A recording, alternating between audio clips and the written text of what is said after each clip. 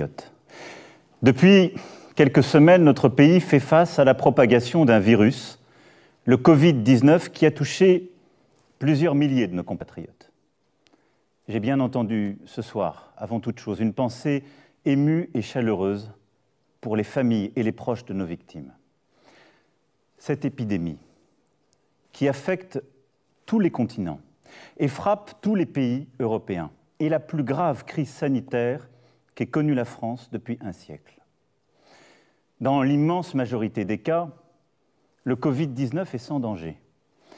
Mais le virus peut avoir des conséquences très graves, en particulier pour celles et ceux de nos compatriotes qui sont âgés ou affectés par des maladies chroniques comme le diabète, l'obésité ou le cancer. Durant plusieurs semaines, nous avons préparé, agi.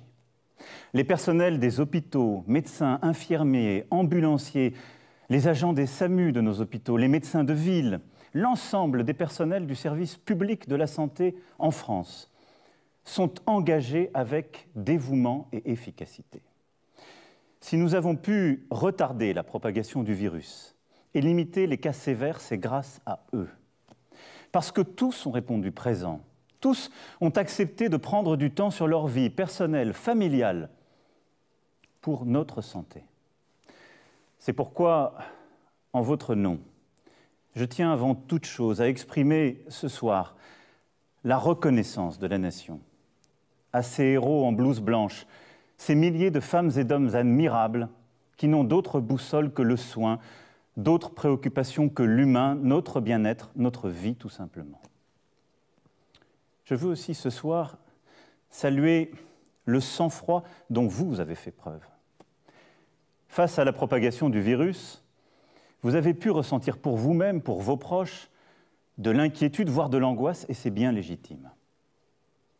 Tous, vous avez su faire face, en ne cédant ni à la colère, ni à la panique. Mieux, en adoptant les bons gestes, vous avez ralenti la diffusion du virus et ainsi permis à nos hôpitaux et nos soignants de mieux se préparer. C'est cela, une grande nation.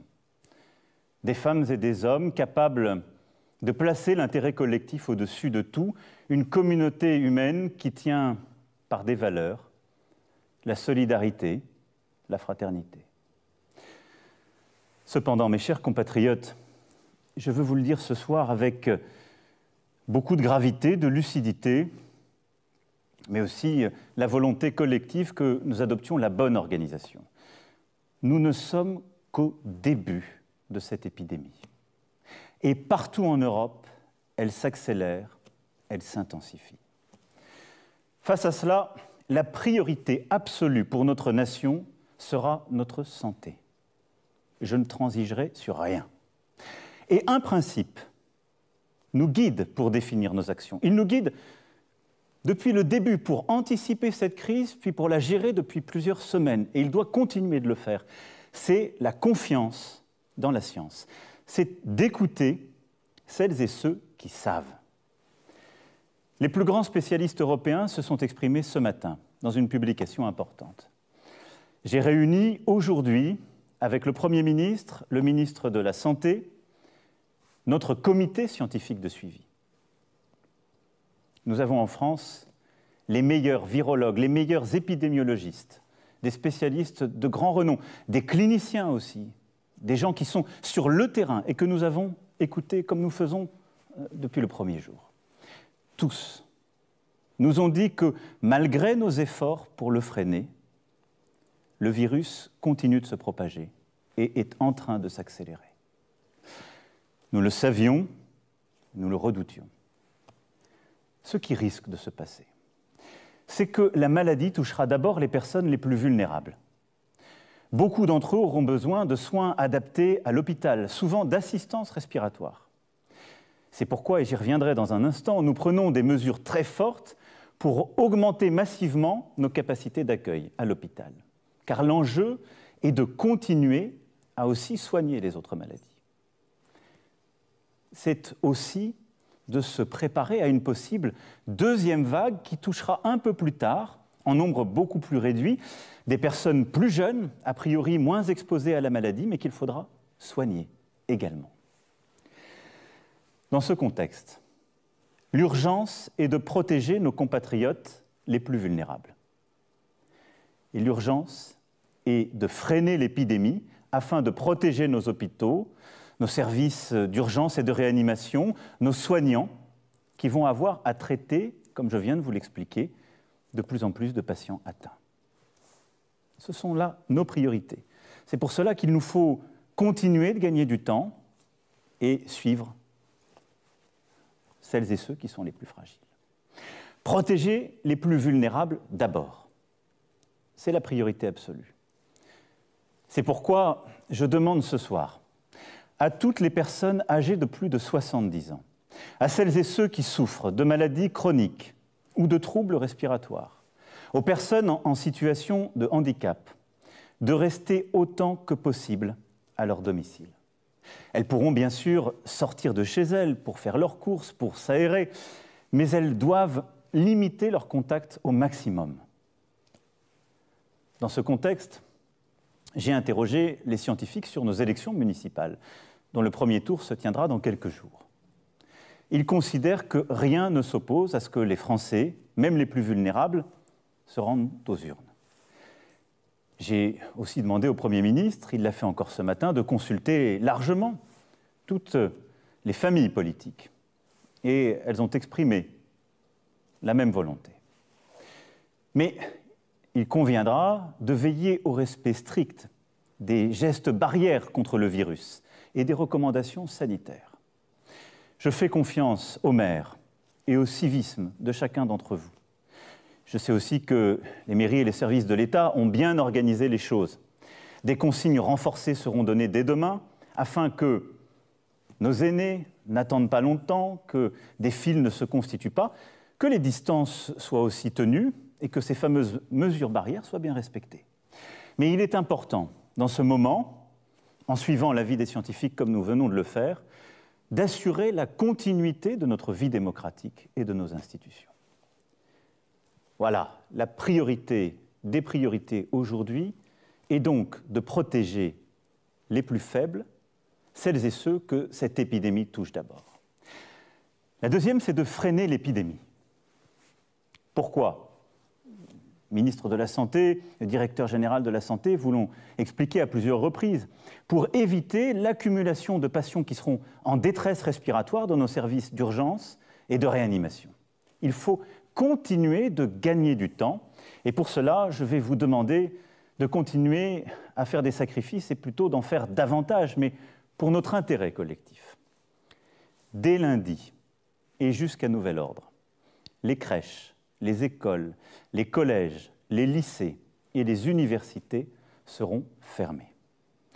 Pour une raison simple, nos enfants et nos plus jeunes, selon les scientifiques toujours, sont celles et ceux qui propagent, semble-t-il, le plus rapidement le virus, même si pour les enfants, ils n'ont parfois pas de symptômes et, heureusement, ne semblent pas aujourd'hui souffrir de forme aiguë de la maladie. C'est à la fois pour les protéger et pour réduire la dissémination du virus à travers notre territoire.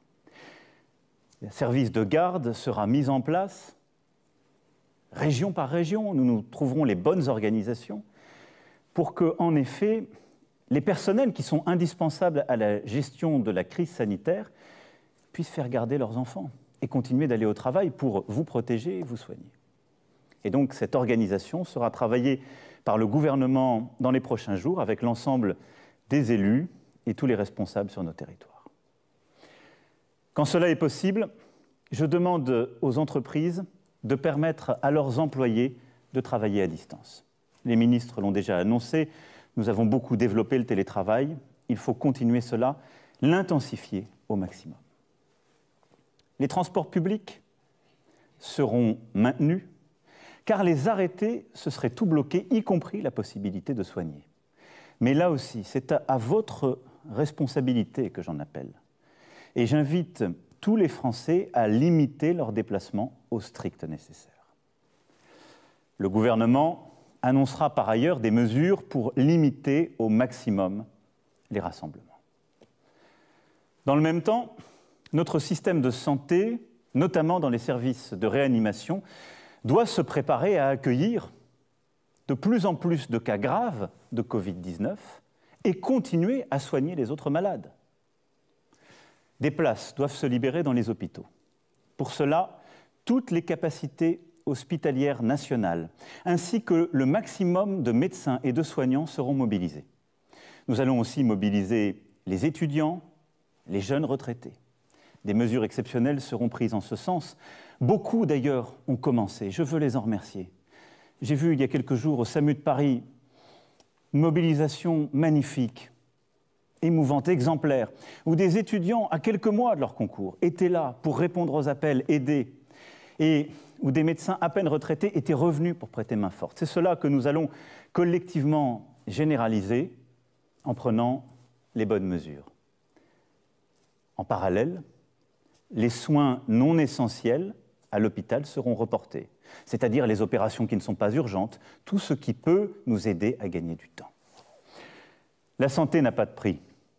Le gouvernement mobilisera tous les moyens financiers nécessaires pour porter assistance, pour prendre en charge les malades, pour sauver des vies, quoi qu'il en coûte.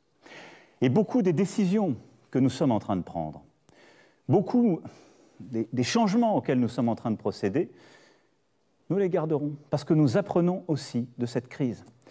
Parce que nos soignants sont formidables d'innovation et de mobilisation, et ce que nous sommes en train de faire, nous en tirerons toutes les leçons et sortirons avec un système de santé encore plus fort. La mobilisation générale est également celle de nos chercheurs. De nombreux programmes français et européens, essais cliniques, sont en cours pour produire en quantité des diagnostics rapides, performants et efficaces. Nous allons améliorer les choses en la matière et au niveau français comme européen, les travaux sont lancés. Nos professeurs, avec l'appui des acteurs privés, travaillent d'ores et déjà sur plusieurs pistes de traitement. À Paris, Marseille, Lyon, entre autres. Des protocoles ont commencé. Et j'espère que dans les prochaines semaines et prochains mois, nous aurons des premiers traitements que nous pourrons généraliser. L'Europe a tous les atouts pour offrir au monde l'antidote au Covid-19. Des équipes sont également à pied d'œuvre pour inventer un vaccin. Il ne pourra pas voir le jour avant plusieurs mois, mais il est porteur de grands espoirs. La mobilisation de notre recherche française, européenne, est aussi au rendez-vous. Et je continuerai de l'intensifier. Cette épreuve exige aussi une mobilisation sociale envers les plus démunis, les plus fragiles. La trêve hivernale sera reportée de 2 mois. Et je demande au gouvernement des mesures exceptionnelles dans ce contexte pour les plus fragiles. Enfin, l'épreuve que nous traversons exige une mobilisation générale sur le plan économique. Déjà, des restaurateurs, des commerçants, des artisans, des hôteliers, des professionnels du tourisme, de la culture, de l'événementiel, du transport souffrent, je le sais. Les entrepreneurs s'inquiètent pour leur carnet de commandes. Et tous, vous vous interrogez pour votre emploi, pour votre pouvoir d'achat. Je le sais, c'est légitime. Et avec les décisions que je viens d'annoncer ce soir, cette inquiétude économique va évidemment s'accroître. Nous n'ajouterons pas aux difficultés sanitaires la peur de la faillite pour les entrepreneurs, l'angoisse du chômage et des fins de mois difficiles pour les salariés. Aussi, tout sera mis en œuvre pour protéger nos salariés et pour protéger nos entreprises, quoi qu'il en coûte, là aussi. Dès les jours à venir, un mécanisme exceptionnel et massif de chômage partiel sera mis en œuvre. Des premières annonces ont été faites par les ministres. Nous irons beaucoup plus loin. L'État prendra en charge l'indemnisation des salariés contraints à rester chez eux. Je veux en la matière que nous inspirions de ce que les Allemands ont su par exemple mettre en œuvre avec un système plus généreux, plus simple que le nôtre. Je veux que nous puissions préserver les emplois et les compétences, c'est-à-dire faire en sorte que les salariés puissent rester dans l'entreprise, même s'ils sont obligés de rester à la maison, et que nous les payons. Je veux que nous puissions protéger aussi nos indépendants. Et donc nous prendrons toutes les mesures nécessaires pour donner cette garantie sur le plan économique. Toutes les entreprises qui le souhaitent pourront reporter sans justification, sans formalité, sans pénalité, le paiement des cotisations et impôts dus en mars. Nous travaillerons ensuite sur les mesures nécessaires ou d'annulation ou de rééchelonnement. Mais je nous connais collectivement. On prend toujours trop de temps à faire cela. Je veux, pour nos forces économiques, des mesures simples. Les échéances qui sont dues dans les prochains jours et les prochaines semaines seront suspendues pour toutes celles et ceux qui en ont besoin. Nous défendrons nos entreprises de toute taille. Nous défendrons l'ensemble des travailleurs et des travailleuses. En parallèle, j'ai demandé au gouvernement de préparer d'ores et déjà un plan de relance national et européen cohérent avec nos priorités et nos engagements pour l'avenir. Nous devons aussi porter une réponse européenne. La Banque centrale a déjà aujourd'hui fait part de ses premières décisions. Seront-elles suffisantes? Je ne le crois pas. Il lui appartiendra d'en prendre de nouvelles. Mais je vais être là aussi très clair avec vous ce soir. Nous, Européens, ne laisserons pas une crise financière et économique se propager. Nous réagirons fort et nous réagirons vite. L'ensemble des gouvernements européens doit prendre les décisions de soutien de l'activité, puis de relance, quoi qu'il en coûte. La France le fera, et c'est cette ligne que je porterai au niveau européen en votre nom. C'est déjà ce que j'ai fait lors du Conseil exceptionnel qui s'est tenu hier. Je ne sais ce que les marchés financiers donneront dans les prochains jours, mais je serai tout aussi clair.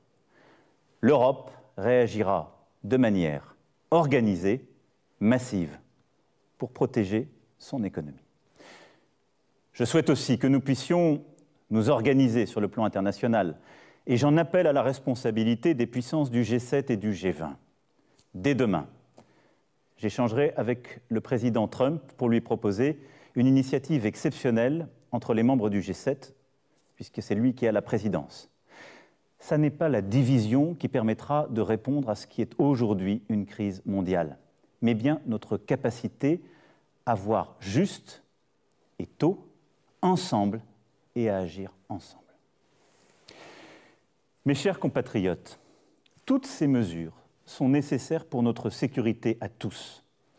Et je vous demande de faire bloc autour d'elles. On ne vient pas, en effet, à bout d'une crise d'une telle ampleur sans faire bloc. On ne vient pas à bout d'une crise d'une telle ampleur sans une grande discipline individuelle et collective, sans une unité. J'entends aujourd'hui dans notre pays des voix qui vont en tous sens. Certains nous disent « vous n'allez pas assez loin et voudraient tout fermer » et s'inquiètent de tout de manière parfois disproportionnée. Et d'autres considèrent que ce risque n'est pas pour eux. J'ai essayé de vous donner ce soir ce qui doit être la ligne de notre nation tout entière. Nous devons aujourd'hui éviter deux écueils, mes chers compatriotes. D'une part, le repli nationaliste. Ce virus, il n'a pas de passeport. Il nous faut unir nos forces, coordonner nos réponses, coopérer. La France est à pied d'œuvre, la coordination européenne est essentielle et j'y veillerai. Nous aurons sans doute des mesures à prendre, mais il faut les prendre pour réduire les échanges entre les zones qui sont touchées et celles qui ne le sont pas. Ce ne sont pas forcément les frontières nationales. Il ne faut céder là à aucune facilité, aucune panique. Nous aurons sans doute des mesures de contrôle, des fermetures de frontières à prendre. Mais il faudra les prendre quand elles seront pertinentes et il faudra les prendre en européen à l'échelle européenne. Car c'est à cette échelle-là que nous avons construit nos libertés et nos protections. L'autre écueil, ce serait le repli individualiste. Jamais de telles épreuves ne se surmontent en solitaire. C'est au contraire en solidaire, en disant « nous » plutôt qu'en pensant « je », que nous relèverons cet immense défi. C'est pourquoi je veux vous dire ce soir que je compte sur vous, pour les jours, les semaines, les mois à venir. Je compte sur vous parce que le gouvernement ne peut pas tout seul et parce que nous sommes une nation. Chacun a son rôle à jouer. Je compte sur vous pour respecter les consignes qui sont et seront données par les autorités et en particulier ces fameux gestes barrières contre le virus. Elles sont aujourd'hui encore trop peu appliquées.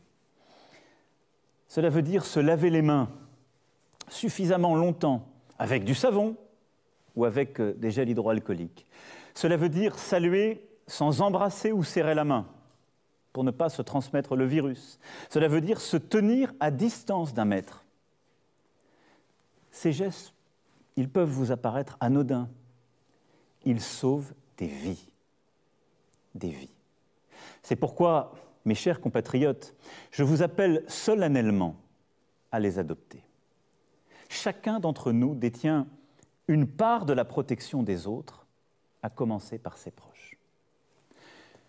Je compte sur vous aussi pour prendre soin des plus vulnérables de nos compatriotes. Ne pas rendre visite à nos aînés, c'est, et j'en ai bien conscience, un crève-cœur. C'est pourtant nécessaire temporairement. Écrivez, téléphonez, prenez des nouvelles, protégez en limitant les visites. Je compte sur vous, oui, pour aussi aider le voisin qui, lorsqu'il est personnel soignant, a besoin d'une solution de garde pour ses enfants, pour aller travailler et s'occuper des autres. Je compte sur les entreprises pour aider tous les salariés qui peuvent travailler chez eux à le faire. Je compte sur nous tous pour inventer dans cette période de nouvelles solidarités. Je demande à ce titre au gouvernement de travailler avec les partenaires sociaux, avec les associations, dans cette direction. Cette crise doit être l'occasion d'une mobilisation nationale de solidarité entre générations. Nous en avons les ressorts, il y a déjà des actions qui existent sur le terrain. Nous pouvons faire encore plus fort, tous ensemble. Je compte évidemment aussi sur tous nos soignants. Je sais tout ce qu'ils ont déjà fait, je sais ce qu'il leur reste à faire. Le gouvernement et moi-même serons là, nous prendrons toutes nos responsabilités pour vous. Je pense à tous nos soignants à l'hôpital qui auront les cas les plus graves à traiter, mais aussi beaucoup d'urgences. Je pense aux médecins, aux infirmiers, aux infirmières, à tous les soignants qui sont aussi hors de l'hôpital, qui se sont formidablement mobilisés, que nous allons de plus en plus solliciter dans les semaines à venir. Je sais pouvoir compter sur vous. Le ministre de la Santé aura l'occasion aussi de préciser dans les prochaines heures les règles pour que nous vous aidions à bien vous protéger contre le virus. C'est le respect que nous avons envers vous et c'est évidemment ce que la nation vous doit. Les règles seront claires pour chacun, elles seront là aussi proportionnées et expliquées. Je compte sur vous, toutes et tous, pour faire nation, au fond, pour réveiller ce qu'il y a de meilleur en nous, pour révéler cette âme généreuse qui, par le passé, a permis à la France d'affronter les plus dures épreuves. Mes chers compatriotes, il nous faudra demain tirer les leçons du moment que nous traversons. Interroger le modèle de développement dans lequel s'est engagé notre monde depuis des décennies et qui dévoile ses failles au grand jour. Interroger les faiblesses de nos démocraties. Ce que révèle d'ores et déjà cette pandémie, c'est que la santé gratuite, sans condition de revenus, de parcours ou de profession, notre État-providence, ne sont pas des coûts ou des charges, mais des biens précieux, des atouts indispensables quand le destin frappe. Ce que révèle cette pandémie, c'est qu'il est des biens et des services qui doivent être placés en dehors des lois du marché. Déléguer notre alimentation, notre protection, notre capacité à soigner, notre cadre de vie, au fond, à d'autres, est une folie. Nous devons en reprendre le contrôle, construire plus encore que nous ne le faisons déjà, une France et une Europe souveraines, une France et une Europe qui tiennent fermement leur destin en main. Les prochaines semaines et les prochains mois nécessiteront des décisions de rupture en ce sens. Je les assumerai. Mais le temps aujourd'hui est à la protection de nos concitoyens et à la cohésion de la nation. Le temps est à cette union sacrée qui consiste à suivre tous ensemble un même chemin, à ne céder à aucune panique, aucune peur, à aucune facilité, mais à retrouver cette force d'âme qui est la nôtre et qui a permis à notre peuple de surmonter tant de crises à travers l'histoire. La France unie, c'est notre meilleur atout dans la période troublée que nous traversons. Nous tiendrons tous ensemble. Vive la République, vive la France.